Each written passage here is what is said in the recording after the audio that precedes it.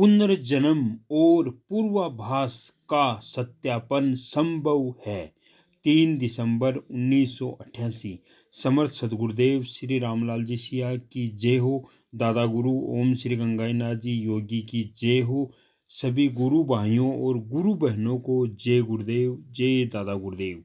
गुरु सियाग सिद्ध योग एक ऑटोमेटिक योग है, आध्यात्मिक मार्ग है। इस मार्ग पर आपको चलने के लिए केवल सदगुरुदेव के श्रीमुख से आपको एक मंत्र सुनना है, संजीवनी मंत्र। उसके बाद आपकी दीक्षा हो जाएगी और दीक्षा होने के बाद आपको केवल ज़्यादा से ज़्यादा मंत्र का जप करना है और 2 टाइम ध्यान करना है। और आप ज़िंदगी में जैसी ज़िंदगी जी रहे हो, खान पान, आपका रहन सहन सब वैसे भी रहने दो। केवल आपको 2 टाइम ध्यान करना है और समर्पण विश्वास के साथ ज़्यादा से ज़्यादा मंत्र का जप करना है। और मंत्र का जप ज़्यादा से ज़्यादा करना है और विश्वास के साथ आपकी आराधना करनी है।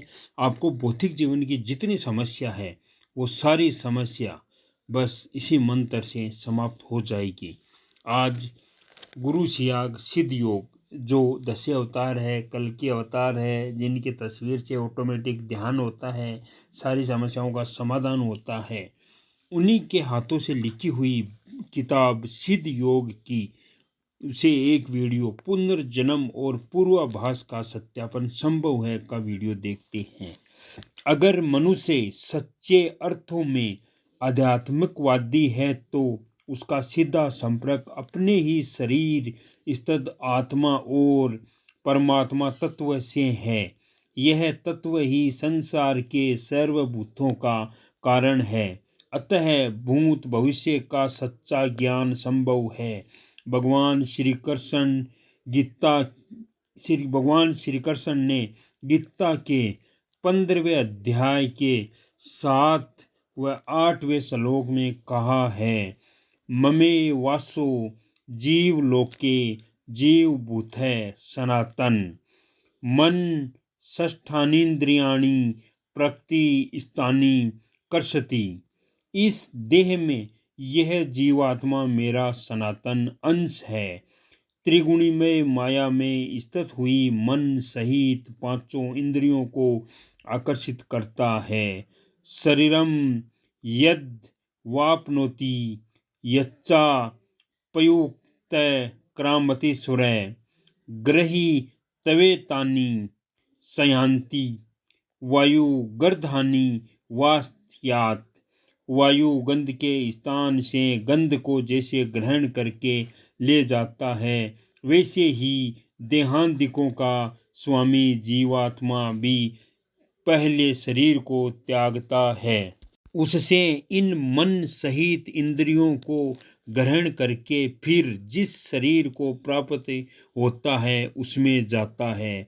उपयुक्त से यह स्पष्ट होता है कि जीवात्मा का साक्षात्कार होने का अर्थ है परमात्मा का साक्षात्कार और प्रत्यक्षानुभूति हो गई है, क्योंकि जीवात्मा परमात्मा का ही सनातन अंश है। अतः वह अमर है। उसने जितने भी शरीरों में वास किया है और आगे जितने शरीरों में वास करता हुआ संसार क्रम को निरंतर गतिशील रखेगा, उसका ज्ञान संभव है। भगवान ने 7वें अध्याय के 26वें श्लोक में कहा है, वेदाः सम्ति तानि वर्तमानिनि चार्जुन भविष्यवाणी च भूतानि मातु वेद न कर्षण।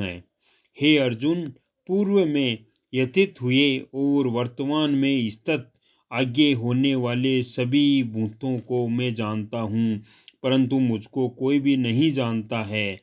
इससे यह बात स्पष्ट होती है कि ईश्वर तत्व को जानने वाला ही भूत और भविष्य को जान सकता है। इस युग के सभी धर्माचार्यों ने युग के गुण धर्म के कारण अध्यात्म को केवल व्यवसाय के रूप में अपना रखा है। धार्मिक ग्रंथ कुछ बोलते हैं और वे अपनी चालाकी और तर्क बुद्धि के बल से लोगों को ही कुछ समझा रहे हैं, क्योंकि इस समय का तथाकथित ज्ञान मनुष्य को कुछ परिणाम नहीं देता है। अतः संसार के लोगों का विश्वास धर्म गुरुओं से उठता जा रहा है, क्योंकि धर्म गुरुओं ने इसे पेट से जोड़ लिया है। अतः इसे चलाते रहना ही उनकी मजबूरी है।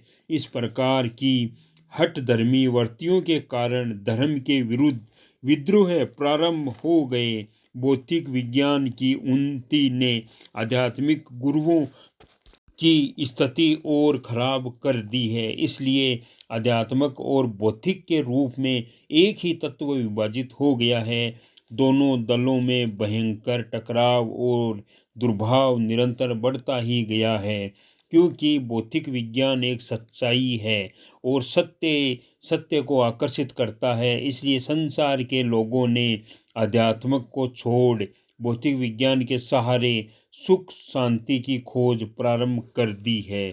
जय गुरुदेव, जय दादा गुरुदेव।